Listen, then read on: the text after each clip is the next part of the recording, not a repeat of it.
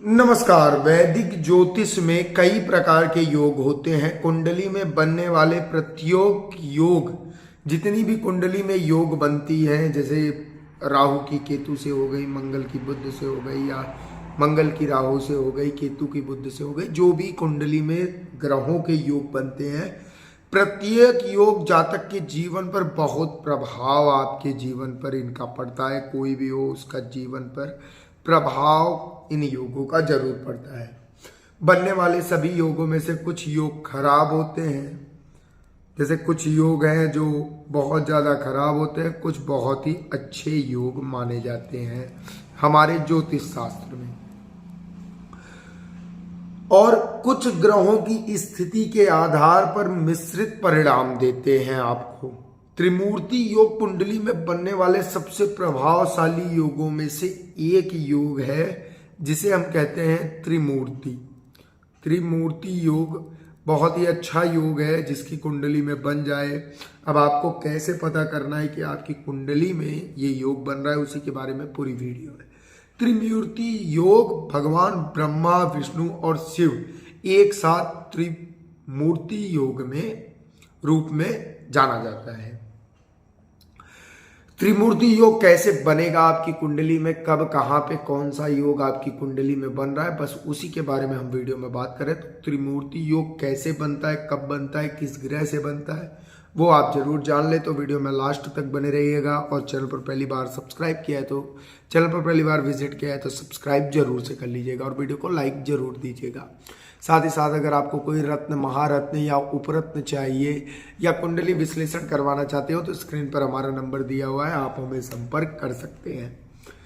तो त्रिमूर्ति योग का निर्माण कैसे होता है, पहले हम बात कर रहे हैं निर्माण के बारे में।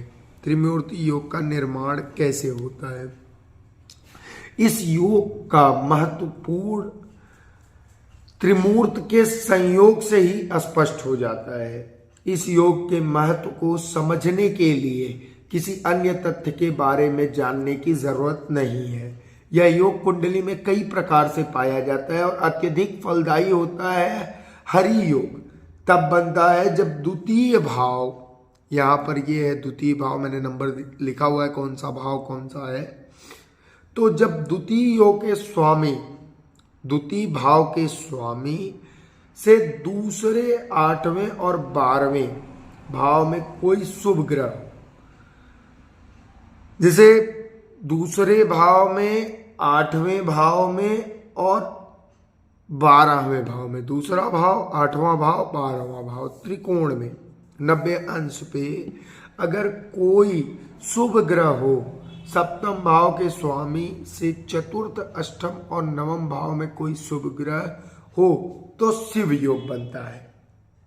लग्नेश से चतुर्थ, दशम या तथा एकादश भाव, लग्नेश से चतुर्थ, दशम, एकादश भाव, ठीक है, से कोई शुभ ग्रह हो तो ब्रह्म योग बन जाता है। जैसे लग्नेश, चतुर्थ, दशम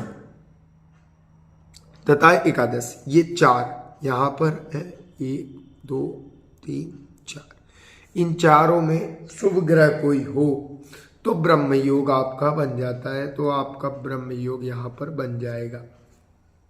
शुभ ग्रह की उपस्थिति से त्रिमूर्त योग नष्ट हो जाता है।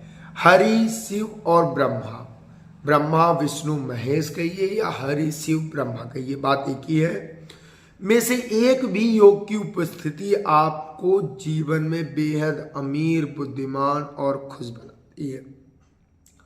अब बात करते हैं त्रिमूर्त योग के प्रभाव के बारे में कि इसके क्या प्रभाव हैं। त्रिमूर्त योग हरि, शिव और ब्रह्मा योग का एक संयोजन है। प्रत्येक योग का निर्माण सभी देवताओं के व्यक्तित्व से होता है। ये योग कुंडली के प्रत्येक घर में ग्रहों की स्थिति के अनुसार त्रिदेव की शक्ति को अलग अलग दर्शाते हैं। हालांकि इन योगों के अलग अलग रूप और प्रभाव होते हैं, लेकिन इन्हें एक ही नाम यानी त्रिमूर्त योग का कहा गया है, उन्हें इसी नाम से दर्शाया गया है। त्रिमूर्त हरि योग, हरि योग तब बनता है जब द्वितीय भाव के स्वामी से दूसरे 8वें और 12वें भाव में कोई शुभ ग्रह हो यह शुभ फल देता है। हरि योग वाले जातक को समाज में सम्मान और धन की प्राप्ति होती है। त्रिमूर्ति योग सप्तम भाव, त्रिमूर्ति शिव योग की बात कर रहे हैं। सप्तम भाव के स्वामी से चतुर्थ, अष्टम और नवम भाव में कोई शुभ ग्रह हो तो शिव योग बनता है। यह योग जातक को किसी भी लक्ष्य को पूरा करने के लिए ऊर्जा और शक्ति प्रदान करता है। जातक में साहस और बहादुरी की भावना आती है जो उसे साहस और बहादुरी की तरफ एक उच्च स्थान प्राप्त कराती है। अब बात करें त्रिमूर्ति ब्रह्म योग की। लग्नेश से चतुर्दशम एकादश, लग्नेश से चतुर्दशम एकादश भाव में कोई शुभ ग्रह, अगर इन भाव में कोई एक अच्छे या शुभ ग्रह जिसे हम कहते हैं वो बैठ जाए तो यह योग जातक के कर्मों में शुद्धता प्रदान कराता है और उसे ज्ञान की प्राप्ति कराता है। व्यक्ति अपने कर्म से धन संपत्ति और समाज में उच्च स्थान प्राप्त करता है।